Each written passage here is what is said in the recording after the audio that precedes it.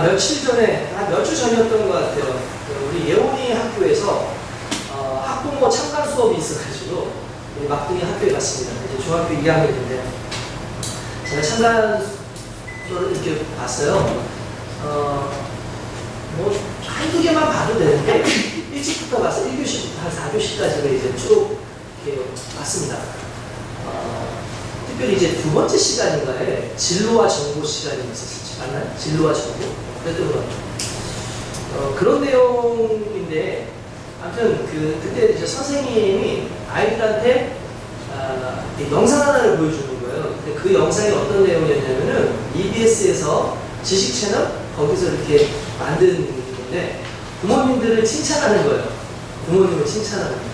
부모님을 칭찬하니까 이제 부모님들이 처음에 쑥스러워서 네가 미쳤냐, 왜 그러냐, 갑자기 뭐가 필요한데 빨리 얘기해봐, 뭐 이렇게 얘기하기도 하고 얘기를 부모님들이 하는 거예요. 그러니까 이제 아이들이 처음에 쑥스러워서 하지 말까 하다가 숙제가 계속 며칠 동안 엄마 아버지한테 칭찬을 해드리는 거였어요. 그러니까 계속 처음에는 뭐 칭찬을 하는데 이제 자기도 쑥스럽고 부모님들도 닭살을 모른다 그만해라 이렇게 얘기하다가 시간이 지나고 나니까 가정의 삶에 좀 변화가 일어나요. 그런 걸 좀 발견을 해요. 자세한 거는 이제 다음에 한번 제가 말씀을 드리겠지만 어쨌든 칭찬을 하고 났더니 참 좋았다. 이런 내용들이 있어요. 아무튼 그런 내용들인데 우리 끝나고 나서 이제 선생님이 그거 한 3분, 4분 정도 되는 영상이었던 것 같아요. 보여주고 난 다음에 애들한테 자, 너희들도 부모님의 좋은 점을 써봐라. 그렇게 얘기를 한 거예요. 그리고 발표를 하라고 한 거예요. 특별히 이제 엄마에 대해서도 하고 이제 아빠에 대해서도 쓰잖아요. 뭐 어떤 애들은 우리 아빠는 뭐 착하다. 우리 엄마는 착하다. 뭐 요리를 잘한다. 화를 내지 않는다. 뭐 어떤 친구는 아빠가 통이 크다. 그래서 뭐 잘 사주시고 뭐 이렇게 한다. 뭐 그런 얘기를 쫙 쓰더라고요. 근데 제가 누가 궁금했겠어요? 우리 딸이 궁금했겠죠. 근데 우리 딸까지는 안 갔어.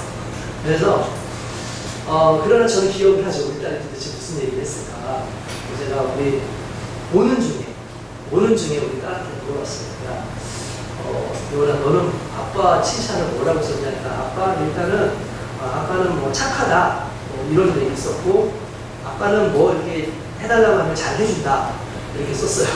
그런데 세 번째가 재밌는 게 뭐냐면 아빠는 이게 가장 중요한데 아빠는 자기가 엄마한테 혼날 때 옆에서 같이 혼나준다. 그래서 위로가 된다. 이런 이야기를 쓴 거예요.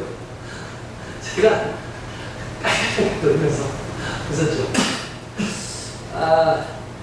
그냥 같이 혼나주는 것만으로도 옆에 같이 있어가지고 당신도 앉아봐! 이런 거지 그냥. 야단치면서 당신도 앉아봐! 뭐 이런 느낌인 거잖아요. 근데 그 옆에서 너 혼자 좀 혼나고 있어 하고 딴 데 가는 게 아니라 옆에서 같이 혼나주고 있는 그걸 보면서 위로가 된다라는 얘기를 해요. 이걸 성경에서는 체휼이라고 얘기합니다. 예수님께서 너희와 함께 고난을 같이 함께 받으셨다. 그러니까 고난 당함을 거절하지 않고 고난을 같이 받으셨다라는 단어가 체휼이라는 단어예요. 요즘엔 쓰지 않습니다. 옛날에는 야고보서에 보면 그게 나와 있었어요. 근데 지금은 그렇게 쓰여지지 않지만 하나님이 함께 고난 당하시고 이 의미를 가지고 체휼이라는 쓰가 있어요. 주님이 우리와 함께 고난을 당하십니다. 그때 우리가 위로를 하죠. 그 위로가 임마누엘 하나님께서 주시는 거예요. 그냥 우리는 어떻게 하면 이 문제로부터 벗어날 수 있을까? 여러분, 하나님은 우리 인생 가운데 나의 문제를 해결해 주시는데 그분의 삶의 목적이 있잖아요. 그분의 인생의 사역의 목적이 있잖아요. 어차피 문제가 해결돼도 계속해서 똑같은 문제 아니면 다른 문제가 인생의 반복이 됩니다. 근데 문제를 이겨보겠다고 싸우면 정작 문제를 이기겠다라고 하는 그 자체가 걸림돌이 돼가지고 넘어져서 앞으로 나아가지 못하는 경우도 상당히 많이 있죠. 그러니까 신앙은 문제를 해결하는 게 아니라 문제를 안고 있더라도 주님과 함께 주의 사명을 감당해내는 게 신앙이에요. 근데 결국 주님과 함께함이 우리에게는 가장 기쁨이다라는 것을 알 수가 있습니다. 여러분, 오늘날 우리의 인생의 특징이 뭐냐면 하나님의 아주 기가 막힌 타이밍을 원하죠. 제가 얼마 전에 어떤 목사님께서 쓰셨던 그 컬럼을 읽었는데 타이밍에 대한 것을 쓰셨어요. 타이밍. 근데 그 내용이 뭐냐면 우리의 관심사가 대부분 타이밍이다. 무슨 말이야? 하나님께서 적절한 타이밍에 우리를 도우시는 거. 정말 문제가 있는데 하나님 이쯤 되면 이거 한번 해결해 주셔야 되는데요. 할 그때에 극적으로 하나님께서 짠 하고 해결해 주시는 거. 뭐 간단하게 말해서 내일까지 무슨 돈을 입금해야 되는 상황인데 돈이 없어. 그러면 우리 바람에 하나님께서 적절하게 이 타임에 나타나셔가지고 요거를 해결해 주셨으면 하는 그 기도를 하죠. 그 타이밍. 근데 성경에 보면은 생각하지 못했던 우리의 타이밍과 전혀 상관없는 일들이 많이 발생을 해요. 그게 무슨 내용 중에 하나냐면 야이로 같은 경우가 있습니다. 야이로의 딸이 있었죠. 야이로의 딸이 회당장이라고 하는 회당의 우두머리라고 하는 지금은 우리로 치면 교회 목사님 정도 되는 거지만 실제로 유대교인이니까 그냥 회당의 장으로 이렇게 볼 수 있습니다. 그에게 딸이 있었어요. 얼마나 사랑스러운 딸이었겠습니까? 그렇죠? 저도 우리 딸 보면 항상 이쁘고 귀엽고 사랑스러워. 어느 시대는 동서고금 막론하고 아마 딸도 다 이뻐하고 자식들 다 이뻐하죠. 근데 그 딸이 죽게 되었어요. 거의 죽을 병이 되었습니다. 예수님 앞에 갔어요. 예수님께 가서 예수님 저희 딸이 죽게 됐습니다. 오셔가지고 우리 딸을 좀 고쳐주십시오 라고 이야기를 합니다. 그러면 예수님께서 그래 알았어 빨리 가자. 내가 빨리 가서 죽기 전에 내가 빨리 고쳐줄게 이렇게 얘기를 할 거 아닙니까? 근데 예수님께서 그렇게 얘기 안 하고 가자 라고 얘기하시는 거예요. 근데 전에도 여러분한테 한번 이 설교를 한 적이 있었는데 가는 것도 가는 건데 중요한 건 가는 중간에 예수님께서 온갖 상황을 다 처리하고 가세요. 귀신 들린 사람도 고치고 자기 딸 죽게 됐다고 하는 사람의 또 믿음도 보시고 고치시고 지나가다가 오키스 스쳤는데 그냥 지나가도 되는데 야야야 오키 스친 사람 걔 데려와봐 분명히 있어. 아이 예수님 여기 사람들이 많은데 그 오키스 스친 사람이 한둘입니까? 아니야 내게서 능력이 나왔어. 그렇게 얘기도 합니다. 그러니까 또 이 여인이 나와가지고 주여 제가 건드렸습니다. 한 번만 용서해 주시오. 그러니까 아니야 너 그거 믿음으로 한 거잖아.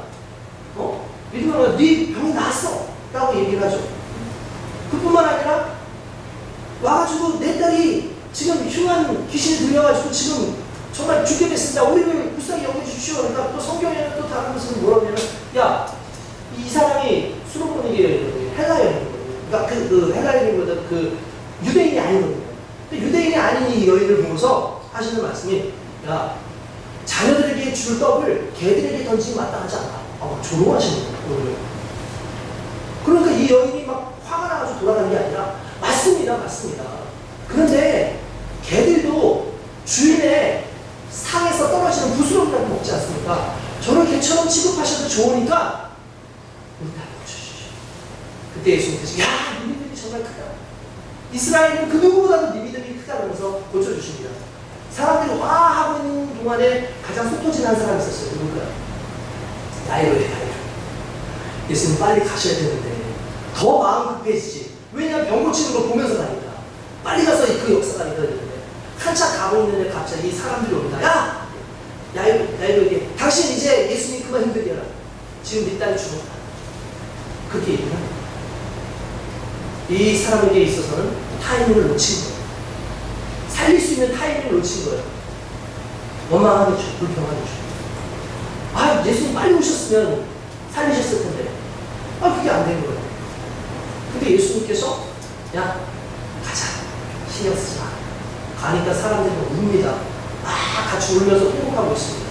근데 그때 가서 그 딸을 보면서 우리가 잘 아는 소녀야 일어나라 달리다고 하면서 그냥 일으키니까 죽었던 소녀가 살아납니다. 놀라운 역사가 있는 거죠. 이런 사건들이 여러 번 나타납니다. 나사로가 죽을 병이 된다고 했는데도 예수님 계속 돌아다니시고 하시다가 죽은 지 나흘이 된 다음에 예수님 가시죠. 그래서 그 나사로를 살립니다. 우리는요, 예수님이 이 타이밍에 오시면 적절하게 이 모든 상황이 이루어질 수 있을 것이라고 생각합니다. 그런데 중요한 것은 타이밍의 문제가 아니라는 거예요. 타이밍은 내 생각이고 타이밍이 지나도 주님과 함께 동행하고 있으면 역사는 일어납니다. 내가 생각하는 타이밍이 아니라도 더 좋은 상황으로 그냥 죽어가는 사람 낳는 걸로 끝났다면 야 죽어가는 사람 낳았다라는 걸로 끝날지 모르겠지만 그러면 예수님은 그냥 하나의 의사처럼 생각했을지 모르겠지만 죽은 사람을 살리는 순간에 하나님은 예수님은 의사가 아니라 하나님이세요. 예수님은 죽어가는 사람을 살리는 그냥 의사가 아니라 죽은 사람에게 생명을 부여하실 수 있는 하나님이시고 구원자라는 사실이 사람들에게 드러난다는 것이죠. 이 말씀에 있는 것은 뭡니까? 세상의 타이밍과 하나님의 타이밍은 달라요. 근데 하나님의 타이밍이라는 것은 언제 일어나는 거냐? 하나님과 동행할 때, 예수 그리스도와 함께하고 있을 때 그때 우리의 삶 가운데 진정한 기적은 일어나는 줄 믿습니다. 그래서 여러분 인생 가운데 자꾸 타이밍을 하나님 앞에 요구하지 마세요. 하나님 지금 이거 하셔야 돼요. 안 돼도 돼요. 안 할 수 있어요. 고통 받기 전에 하나님 저를 도와주시면 되잖아요. 아니요. 고통 받아도 돼요. 고통 받아도 하나님이 함께 하시면 반드시 그 고통이 우리의 삶 가운데 영광이 되어지고 그 영광이 저와 여러분들 가운데 하나님을 붙잡고 그리스도 예수를 구주로 붙잡는 힘이 되고 믿음이 되게 될 줄로 믿습니다. 그 믿음 안에 서는 것이 결국 저와 여러분들의 삶이라는 것을 잊지 마시기 주님의 이름으로 축원드립니다. 결국 여러분 그렇습니다. 믿음은 타이밍에 적절하게 하나님을 도우실 수 있도록 기도하는 것이 아니라 어떤 상황 속에서도 나와 하나님이 동행하고 있음을 믿고 함께 동행하는 것. 이게 믿음이에요. 결국 이게 믿음이에요. 여러분들 그 창세기 5장 22절 이 말씀 이렇게 보시면 한번 잠깐 볼까요? 창세기 5장 이거 아주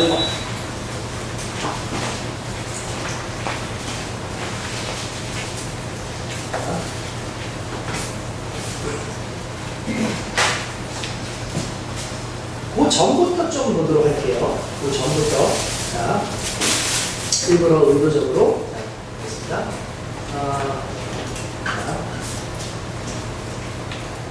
자 그냥 15절부터 한번 봅시다.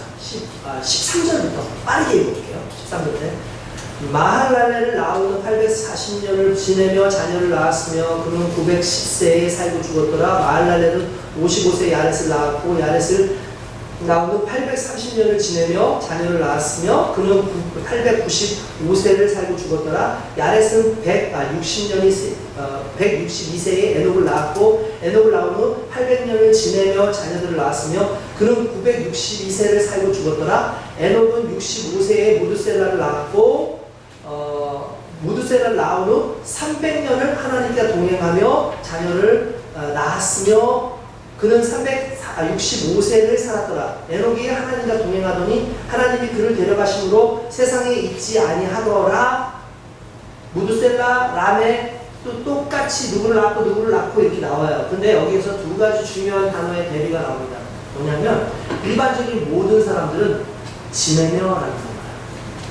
지내며 300 몇 년을 지내며 몇 년을 지내며 몇 년을 지내며 이렇게 나오죠.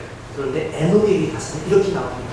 뭐냐면 에녹이 하나님과 동행하더니 하나님이 그를 데려가심으로 세상에 있지 아니하더라.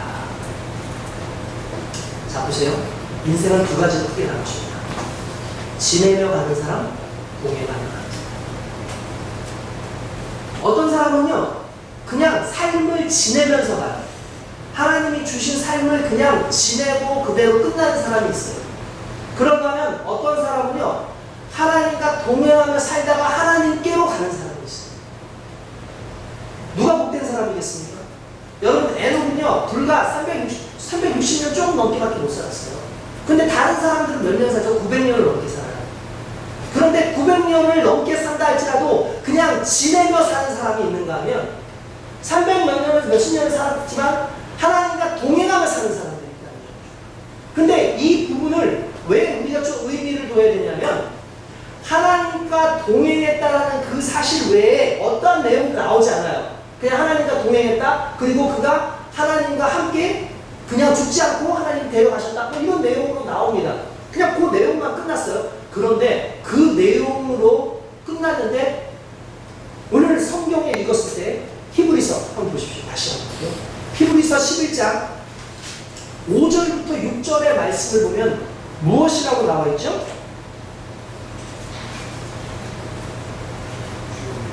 네. 뭐라고 되어 있냐면은 5절, 6절 한번 같이 읽읍시다. 시작. 5절만 읽읍시다. 시작. 믿음으로 에녹은 죽음을 보지 않고 옮겼으니 하나님이 그를 옮기심으로 다시 보이지 아니하니라. 그는 옮겨지기 전에 하나님을 기쁘시게 하라는 자를 증거를 받았느니라. 할렐루야. 보세요. 분명히 창세기에 나와 있지 않은 내용이 하나 나와 있어요. 뭘까요? 기쁘시게 하는 자라는 증거. 구약이 안 나와요. 구약에 그 단어가 안 나와요. 그럼 도대체 무엇이 하나님을 기쁘시게 했다는 건가? 무엇이 도대체 하나님을 기쁘게 했다는 건가? 기쁘게 하는 어떤 내용이 나오지 않았는데 왜 기쁘시게 했다는 내용이 나오는 걸까라는 것을 우리가 살펴볼 때 딱 답은 하나예요. 뭐냐면 하나님과의 동행입니다. 할렐루야. 주님과 동행함이 기쁨입니다. 주님과 동행함이 기쁨이에요. 무슨 말이냐면 하나님과 함께하고 하나님의 뜻에 맞춰 살고 하나님의 기쁘심이 되기 위해서 내 삶을 온전히 드리는 것. 결국 그 동행 마음이 하나님 앞에서는 기쁨이었다는 사실이고 그 동행이 결국 우리에게 있어서 믿음이라는 거예요. 그걸 하나님과 동행할 수 있는 사람은요. 누가 동행할 수 있는 줄 아십니까? 믿음 있는 사람이 하나님과 동행할 수 있어요. 하나님이 나와 함께 하시고 계시고 하나님이 나의 모든 것 되시고 하나님 나의 기쁨이시고 하나님께서 원하시는 그 삶을 내가 살아갈 때 하나님이 누구보다도 무엇보다도 나를 기뻐하실 뿐만 아니라 내 인생을 가장 완벽하게 만드신다라는 그 믿음, 그 믿음이 있을 때 주님과 동행하는 놀라운 역사가 일어나게 되는 줄 믿습니다. 할렐루야. 네. 여러분 그렇습니다. 우리가 큰 질병이 나타날 수도 있죠. 재정의 위기가 있을 수도 있고요. 실직의 아픔 중에 있는 사람들도 있을 수도 있고요. 또한 여러 가지 삶 가운데 어려움 가운데 고난당하는 사람들도 있을 겁니다. 근데 하나님은요, 그 외로움 중에, 그 고통 중에, 그 아픔 중에 함께 하십니다. 그리고 그 함께 하신다는 그 사실 앞에서 고백하는 우리의 믿음은 주여, 나도 주님과 함께 하길 원합니다. 그때 주님은 그걸 우리의 믿음으로 보시는 거죠. 근데 여러분, 우리는 어떻습니까? 여전히 하나님과 함께 믿지 못하는 우리의 삶 가운데 살아갈 때가 있다는 거죠. 그러면 우리는 그런 생각을 해요. 하나님과 동행해야지. 어떻게 동행하면 좋을까? 고민을 하죠. 산소에 가서 수도원처럼 가서 거기서 기도원 생활을 할까? 그냥 내가 사람들 만나지 말고 좋은 그냥 곳에 가서 혼자서 그냥 좀 뭔가 좀 해볼까? 그렇게 하나님과 하려고 했을까요? 근데 여러분, 우리가 에녹을 잠깐 좀 한번 살펴보면 에녹의 삶을 보면 에녹은 따로 별도로 하나님과 동행했던 게 아니에요. 에녹은 자녀를 낳았어요. 에녹은 삶 가운데에서 그냥 살았어요.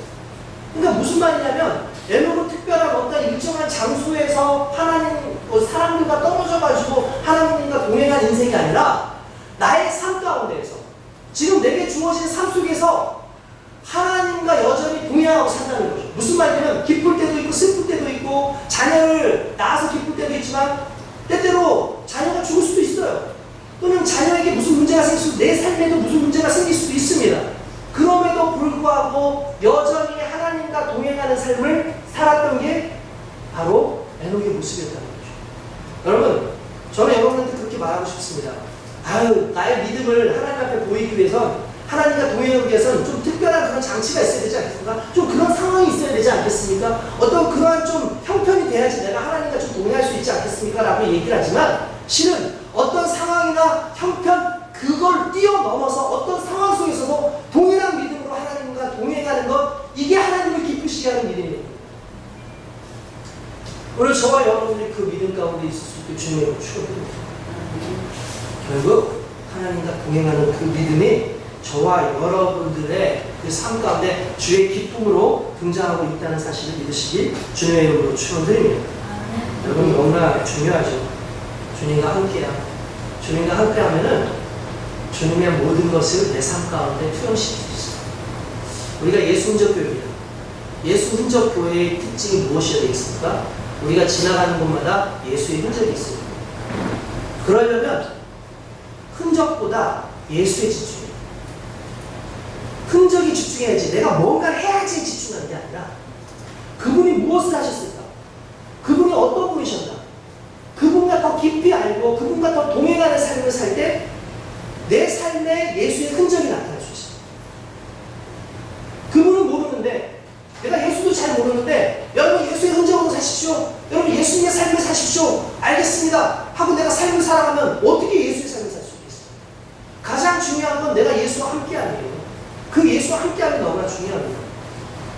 홍콩의 재벌 중에 리카신이라고 하는 사람이 있었습니다. 어마어마하게 대단한 부자고 재벌입니다. 근데 그 얘기는 30년 동안 자기 차를 몰아준 운전수가 하나 있었는데 그 사람이 이제 은퇴를 했어요. 은퇴를 하는데 오랜 기간 있지 않았습니까?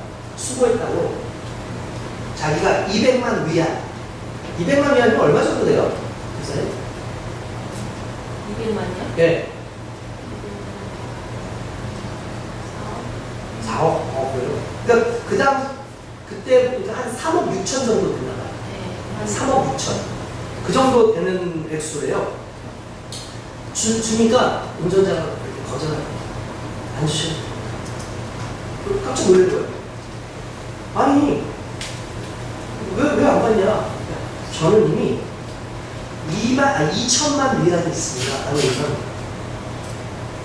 거예요. 난 그거 준 적도 없고, 당신 월급이 기껏 해봐야, 그 다음 어떤 시세 차익이 있잖아요. 나라마다 좀 어떤, 나라의 그게 있잖아요. 시세가 있잖아요. 기껏 줘봤자 한 100만 원 정도 준 거예요. 월급, 그 당시에. 좀 올라가지고 한 200, 300 정도 더 줄 수도 있었겠죠. 근데 그걸 가지고 2천만이야? 30억을 넘게? 그거를 벌었다고? 이해가 안 되죠. 그럼 거액이 있다니, 너 어떻게 그렇게 돈을 가지고 있냐고 내 또 빼돌립니다. 이렇게 얘기를 하는데, 회장님, 그게 아니라 제가 회장님 차를 30년을 몰았습니다. 제가 어디 가든 동행했습니다. 그랬더니 전화 내용도 다 들리잖아요. 전화 내용도 다 들었어요. 그래서 어디다 땅을 살지, 어느 주식에 살지를 다 들었대요. 그리고 조금씩 자기가 없지만 그걸 따라했대요. 그랬더니 자기도 부자가 됩니다. 유능함보다 중요한 건 동행입니다. 내가 누구와 동행하고 있느냐는 상당히 중요합니다. 우리가 예수 그리스도의 삶을 살고 예수 그리스도의 동행자로서 세상 가운데 믿음의 사람을 살고 싶으면 예수와 동행해야 돼요. 예수 비슷한 분이 아니라 예수인 척하는 사람이 아니라 예수와 동행할 때 내가 완벽하게 예수로 살아가는 것이고 예수의 은혜로 살아가는 겁니다. 이건 물질적인 문제가 아니잖아요. 물질은 중간에 사라질 수도 있지만 예수 그리스도의 생명은, 예수 그리스도께서 가지고 계시는 그 영생은 우리에게 영광을 주고 영생을 주는 놀라운 은혜 아닙니까? 적어도 주님과 함께 살아가는 사람들, 주님이 누군지를 알고 살아가는 사람들, 주님과 함께 동행하고 사는 사람들은 주님의 흔적을 남기고 살아가는 거룩한 인생인 줄 믿습니다. 오늘 저와 여러분들이 그런 인생으로 살아야 돼요. 스펠을 쌓아서 홀로 일어서기보다 탁월한 사람과 함께 동행할 때 그것으로 인해서 받는 그 혜택이 더 많아요. 마찬가지로 세상의 사람들과 어울려서 그들의 방식을 따라하는 것보다 부족하지만 내가 보기에는 연약한 것 같지만 어떻게 보면 사람들이 우습게 보는 것 같지만 예수 그리스도와 동행하고 성령님과 동행하는 거 아니야. 그분께로부터 얻는 세상이 줄 수 없는 영원한 영생과 하나님이 주신 그 은혜를 누리고 살아갈 수 있다면 오늘 주님의 동행, 임마누엘의 하나님과의 그 동행은 절대로 연약한 동행이 아니라는 걸 믿으시길 주님의 축원드립니다. 여러분 그겁니다. 결국 어떻게 보면은 진짜 믿음이 필요합니다. 예수를 하는 진짜 믿음, 그건 예수와 동행하는 거예요. 예수를 동행할 때 그것이 기쁨이 됩니다. 여러분 그것이 너무나 중요합니다. 여러분 예수를 믿으면 다 좋은 상황이 생길 것 같아요? 여러분 예수 믿으면 뭐 대단한 어떤 역사가 막 일어나가지고 끝까지 뭔가 다 잘 될 것 같습니까? 여러분 그렇지 않습니다. 오늘 잠깐 좀 한번 보면은 히브리서 오늘 읽지는 않았지만 제가 그냥 간단하게 이렇게 말씀을 드리면 이런 거예요. 처음에 초반부터는 쭉 보면은 에녹 이야기 나오고 아벨 이야기 나와요. 아벨은 복을 받았다. 에녹도 하나님 앞에서 복을 받았다. 그리고 뭐 노아도 복을 받았다. 아브라함도 복을 받았다. 이삭도 복을 받았다. 야곱도 복을 받았다. 이렇게 나와요. 우리 그럼 딱 보면 와 진짜 이런 사람들 하나님과 동행해가지고 이렇게 많은 복을 받았구나라고 생각을 하잖아요. 그러면 야 좋다라고 생각을 해요. 근데 갑자기 쭉 뒷부분으로 가요. 쭉 뒷부분으로 가요. 그러더니 30몇 장부터는 무슨 내용이라고 하십니까? 불의 세락을 멸하기도 하고 칼날을 피하기도 하고 연약한 가운데서 강하게 되기도 하고 전쟁에 용감하게 되어 이방 사람들의 진을 물리치기도 하고 그러더니 여자들은 자기 죽은 자를 부활로 받아들이며 그 어떤 일을 더 좋은 부활을 얻고자 심한 고문을 받되 구차히 풀려나기를 원치 않고 어떤 일은 조롱받고 채찍질 당하고 결박받고 옥에 갇히고 시련도 받았으며 돌로 치는 것과 톱으로 켜는 것과 시험과 칼로 죽임을 당하는 것과 양과 염소의 가죽을 입고 유리하여 궁핍하고 환난과 학대를 받았습니다. 그 이전의 사람들의 동행은 대단한데요? 하나님께서 복을 주시는 그런 동행인 건 알겠는데 지금 후반부에 있는 사람들은 고난이 있었고 죽임이 있었고 어려움이 있었어요. 그런데 똑같이 환난 가운데 있었던 사람들이나 하나님 앞에서 복을 받았던 사람들이나 동일한 게 있어요. 그게 뭐냐면 하나님이 여전히 동행하셨다는 사실이에요. 주님이 그들과 영원히 동행하셨다는 거예요. 이유가 뭔지 아십니까? 그들에게 주고자 했던 것이 그냥 단순한 이 땅에 살 때의 잘 먹고 잘 사는 복이 아니라 영생의 복이에요. 가장 궁극적인 것, 가장 귀한 것. 그래서 내가 톱으로 켜서 죽고 어려운 상황이 있다 할지라도 정말 지금 정말 어려운 상황에서 정말 하나님 살아계신 거야? 정말 하나님 나와 함께 하시는 거야? 라고 말하고 싶은 그때에도 여전히 함께 하셔서 이 세상에 없어질 것이 아니라 영원히 우리에게 주실 정말 중요한 그 하나님의 영생과 천국을 주기 위해서 지금도 동행하시는 그 모습을 이 성경 안에는 다 고스란히 드러납니다. 결국 믿음으로 동행하고 있을 때 그때 역사는 일어나는 줄 믿습니다. 그럼 누구와 함께 동행하는가가 너무나 중요한 겁니다. 믿음장. 정말 이 히브리서를 읽으면서 하나님의 동행에 대해서 예수 그리스도의 동행에 대해서 이야기하지만 그 예수 그리스도의 동행, 그 동행만큼 정말 중요한 것이 없죠. 오늘 저와 여러분들이 그 믿음 안에서 서야 되는 줄로 믿습니다. 할렐루야. 사람이 누구를 만나 동행하느냐에 따라 삶이 좌우돼요. 자음과 모음이 만나야 글자가 되죠. 그죠? 작은 불꽃이 바람을 만나면 큰 불꽃이에요.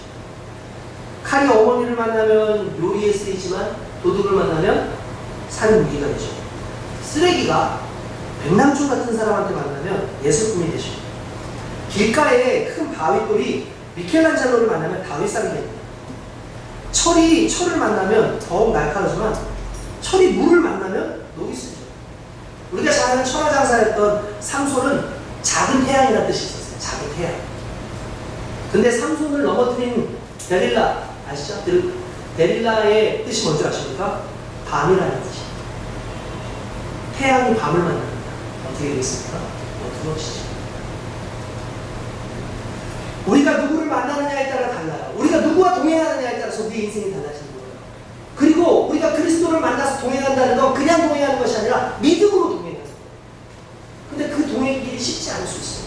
예수님께서 뭐라고 하십니까? 나를 쫓아오려거든 자기 십자가를 지고 나를 쫓아와야 돼. 그 말은 무슨 말입니까? 꼭 좋은 일만 있지는 않을 거야. 정말 대단한 일만 있지는 않을 거야. 굴욕스럽고 창피하고 정말 부끄럽고 힘들고 고난스러운 일이 있을 수도 있을 거야. 그러나 부활의 영광을 보게 될 거야. 영원한 삶을 보게 될 거야. 이게 믿음의 동행하는 자들의 진정한 모습의 모습이 있습니다. 하나님, 이게 중요하죠. 근데 중요한 것도 있어요. 뭐냐면 더 큰 문제가 있어요. 그게 뭐냐면 예수님께서 어렸을 때 마태복음, 누가복음 2장에 보면 이런 내용이에요. 예수님께서 어디 가셨냐면 예루살렘에 가셨어요. 모든 가족들이 다 같이 예루살렘에 가서 거기서 명절 제사를 지내고 돌아가는데 예수님이 없어졌어요. 예수님이 없어졌어요. 예수님 발견 못한 거예요. 근데 그 내용이 재밌습니다. 제가 좀 독특하게 봤어요. 뭐냐면 그 날들을 마치고 돌아갈 때에 아이 예수는 예루살렘에 머무셨구나. 그 부모는 이를 알지 못하고 동행 중에 있는 줄 생각하고 하룻밤을 간 후 친족과 아는 자에서 만나되 만나지 못하며 찾으러 예루살렘에 돌아갔다. 이게 무슨 말이냐면 함께 있는 줄 알았다. 함께 있는 줄. 우리 인생 가운데 가장 큰 문제는 뭔지 아십니까? 내가 하나님과 함께 있는 줄 알았어. 내가 함께 동행하는 줄 알았어. 내가 함께 주님과 그 길을 가고 있는 줄 알았어. 나는 좀 믿음이 약하니까 우리 아내에게 있겠지. 나는 좀 믿음이 약하니까 우리 남편에게 있겠지. 나는 좀 믿음이 약하니까 그래도 예수 그리스도의 그 은혜가 우리 어머니에게 있겠지. 우리 자녀들에게 있겠지. 누군가에게 있겠지. 라고 생각하고 지났는데 동행 가운데 없죠. 머릿속에는 함께 하는 줄 알고 있었어. 이게 가장 두려워, 우리 인생. 우리 착각하면 안 돼. 함께 하는 줄로 착각하면 안 돼. 언제 그러면 그게 가능한지 아십니까? 대화해야죠. 같이 대화해야죠. 같이 대화하고 나누고 함께 그 길을 동행하고 같이 걸어가야죠. 그래야 동행하고 있는 줄 아는 거예요. 동행하고 있는 줄 아는데 대화하지도 않아요. 기도하지도 않아요. 그분의 말씀을 듣지도 않아요. 그분의 삶의 박자를 맞춰가지도 않아요. 그러면 내 마음 가운데 난 그래도 교회 나오니까 나는 그래도 믿음을 가졌다고 하니까 그래도 오랫동안 믿어왔으니까 나는 동행하고 있지라고 착각하고 있는 거예요. 어느 순간 놓쳐있는 거예요. 그래서 성경은 그렇게 하죠. 너희의 첫사랑, 너희의 첫 믿음 어디에서 떨어졌는지 다시 살펴라. 그리고 그걸 다시 회개하고 주소라 라고 말씀하시는 거예요. 동행은 너무나 중요합니다. 근데 우리가 과연 주님과 동행하고 있다고 생각하고 있는 것은 정말 동행하지 못하면서도 동행하고 있다고 생각하는 것은 이게 오늘 저와 여러분들에게 숙제일 수 있어요.